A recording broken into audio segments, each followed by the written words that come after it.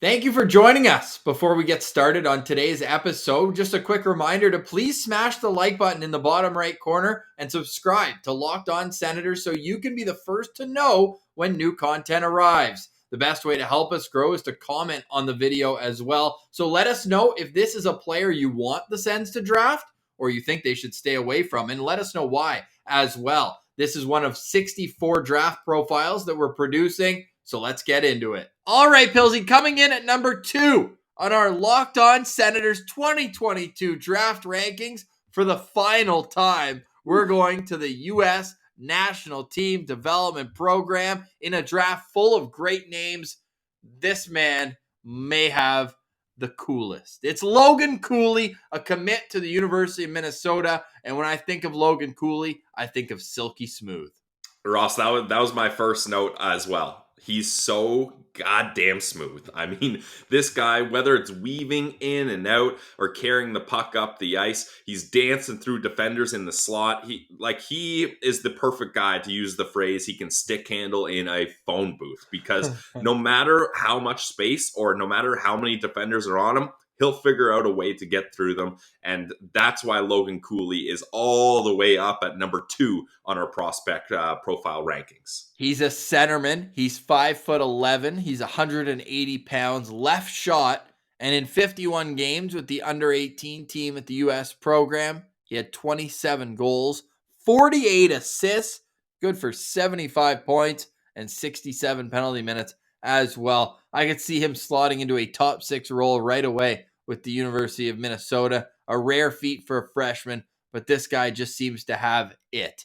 He's even first on Chris Peters' list, and we will ask Chris why next week on this show. Tony Ferrari at 2, Bob McKenzie, Craig Button at 2, Corey Prodman and Scott Wheeler at 3, and elite prospects at 4. So we are now officially into a range of its own here with 1 and then 2. It really feels like there's a bit of a tier here in our list, because yesterday, even when we have prospects number 3 and 4, Pilsy, they were much closer in the average than here what we're dealing with right now. I'm trying to find the exact numbers. Yes, exactly. So Juracek was 4.86. Then Slavkovsky was 3.43. Now Cooley is at 2.43. Man, what's your favorite part about this guy's game? It's got to be his smoothness. Like the hands on this guy is just crazy. And I think what's great about Logan Cooley is he's someone that he has a dynamic skill, the stick handling, his hands, but he's also so well-rounded. So it's not just like, okay, if he doesn't have the puck on his stick, he's just hanging out and waiting for the puck. He's able to do so many other things. He has a great wrist shot. He has a great one-timer. He's able to set up plays for his teammates. I really see this guy as being a part of a top power play unit one day, because when you've got a shot like that and you've got vision like that, it's going to be hard for teams when they're down a man to decide how they're going to cover you, how close they're going to have their gap control on you, and all of these things. So Logan Cooley, I mean, he's the top center at that U.S. program, which is saying something. We're talking about these U.S. program kids every day, and he's the best of them. And there's a good reason why. And his points reflect that statement. Hey, with elite prospects, though, he's always a bridesmaid, never the bride. Like, he's got a medal for pretty much everything, but none are in the top 2. Third best vision in the draft, third best transitional forward, 4th highest floor, 4th highest ceiling, 4th best problem-solving skills, 4th best straight line skater, and the 5th best two-way forward. And I love who they used as a shades of. Robert Thomas of the St. Louis Blues. Yep. You know, he can dazzle, and maybe I just don't watch the Blues enough, but he's the kind of guy where, at least up here, we don't hear too much about him. But then you look at his numbers, and they fly off the sheet. You're just like, whoa, all right, you're unbelievable. And an Eastern Conference scout told EP in May of 2022, he projects down the middle and has a speed and skill package you look for in the top 6, and his safety is what makes him so appealing. At worst, this is a kind of guy who is a tweener middle 6 guy, but plays on your first power play. But at the top end, you're looking at a number 1 center. Yeah, exactly. And I wouldn't be surprised if he's a number one center just because of his way to facilitate the play. Anytime you have a guy that can, all he needs is for the defenseman in his own zone to just slide the puck over to him and he can do the rest. And all he needs for his teammates to do is follow along and get in the right spots, and he will set guys up. And I'm sure if you asked his line mates about that at the program, they would tell you a similar thing, because when he's on the ice, good things are happening. He's producing points at a crazy rate. And yeah, I mean, we looked at the rankings, Ross. EP, they have him at 4. I wonder why they're a little lower. They mentioned he could work on his skating a little, which is fine. There's got to be some flaws with some of these guys, but other than that, and it's not even like they weren't even critical on him, right? Like I think there was just like one sentence where they're like, yeah, maybe he'll work on his skating in the off season, and that was kind of it. And It was nowhere else could I find any other knocks on this guy. I got it. It wouldn't hurt Cooley to add another gear as a skater. Yeah, like that. There's your big knock on Logan Cooley. That's it.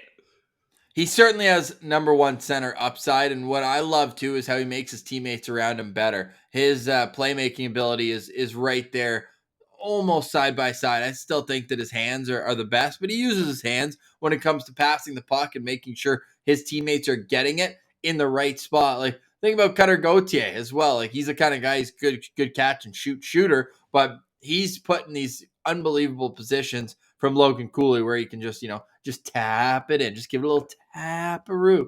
And he does just that. And I think whoever gets to play with Logan Cooley at the NHL level is going to get that same type of help. And I just can't see a world where Logan Cooley gets past Arizona at 3. And just think of him and Dylan Genther flying around on the same ice at ASU together. Or But Clayton Keller. Whew. yeah, even Clayton Keller too. But those guys, I mean, I would say they're somewhat similar players in terms of their puck handling ability, their way to use their vision to open up passing lanes. And I love Logan Cooley. Like for me, I had to think when I'm looking at him and Shane Wright, and I was like, is Shane Wright that much better than Logan Cooley? Like it just feels like Logan Cooley is certainly the more exciting of the two players.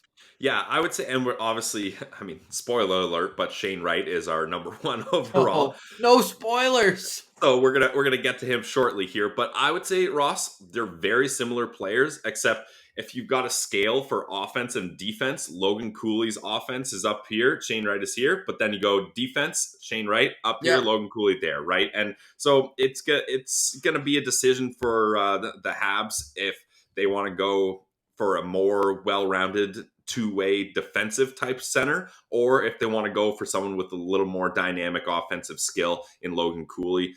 I have a pretty good feeling they're going to go with Shane Wright, but yeah, Logan Cooley to the Arizona Coyotes, that really makes a lot of sense for me because he's someone that could really kickstart that team and give them a big boost. I mean, they could also move him to New Jersey at 2, but I do think they probably lean Slavkovsky, they lean the Me too. winger, or they lead trade. But what kind of trade are you making for the second overall pick? I don't know. Yeah, It's crazy. We could do a Very whole episode. difficult. Check out our friends at Locked On Devils for that. Like, Yeah. like you're looking at anyways, that's a big piece would have to be going back the other way. Logan Cooley got better as the season went on as well. 10 points at the World Under 18s in 6 games. Like, there's not much more you could have asked him to do in his draft year than what he put up. There really isn't. And he's from Pittsburgh, so he grew up, watching Sidney Crosby win his Stanley Cups, and you just think that has to seep in to how he plays. Watching Malkin and Crosby all those years, like he kind of has Malkin obviously has super underrated hands, or maybe not underrated, but he has unbelievable hands. And I think that you're seeing the next generation of talent coming out of Pittsburgh watching those types of players. So I think Logan Cooley definitely got to keep our eye on here going forward as a potential game-breaking type centerman. Yeah, absolutely. And he plays with good pace and high tempo too. I think that's what's great too. When you can play with such high pace and tempo and you've got good hands, it's hard for other teams to contain you. And then they start getting out of position. They start not having discipline in their defensive systems. And you can find guys open because Logan Cooley dekes through one guy and then they say, okay, let's double team him and really apply pressure here. Now you've got so much open ice for his teammates. So I think that's a big part of why he's so effective. And when you're an elite puck handler with great vision, you can make things happen. And it just seems like nothing is impossible out there when Logan Cooley has the puck. No, there really isn't. And you look, he's just been a scorer his whole life. This Yeah. guy, he led the program like both years over a point per game. Like that in itself is pretty impressive. He was almost a point per game playing on the under 18 team last year. So that was playing with the Tyler Bouchers of the world and still being able to contribute up an age group. So he just brings the whole package. And Pilsy, I know it's very unlikely that the Senators will have a shot at him, but as a player, he's a 5-star guy. Like this guy, he's the type of guy you really want to have on your team, no matter if you have depth at center. This guy, I think he is a center, but you could start him out on the wing. I mean, I don't think it would hurt him based on his best attributes. So I got 5 stars, but obviously it would take a pipe dream for the Ottawa Senators. You know what? I'll go 4.5 stars just because I don't want to give everyone above 5 stars. Yeah, But that kind of defeats the purpose of the Sens star system. So 4.5. yeah, 4.5 for Logan Cooley. Yeah, I got him at 4.5 as well. As my last 3 players, the half point is only docked because I don't see a world where I don't even see a world where he falls out of the top 3, let alone falls all the way to 7. No, there's no chance. I'll say, and maybe I am taking a bit of a risk there because who always rises on draft day? Right shot defenseman. Mm-hmm. So that's the wild card in all this. If Nemec or Jiricek go off the board, we know that Arizona took a forward with their first round pick last year. Do they go with a defenseman? Yeah, it wouldn't be the craziest thing, but and then if Cooley falls, I still think Seattle takes the other of the right hand shot defenseman. But then Philly, you're taking Cooley all day, every day. 100%. So it doesn't get past that point. 100%. Well, Logan Cooley, fantastic player. Yep. Definitely go check out his highlight reel on YouTube. It's ridiculous. He is a magician with the puck, and one team is going to be extremely happy on draft day when he puts on their jersey.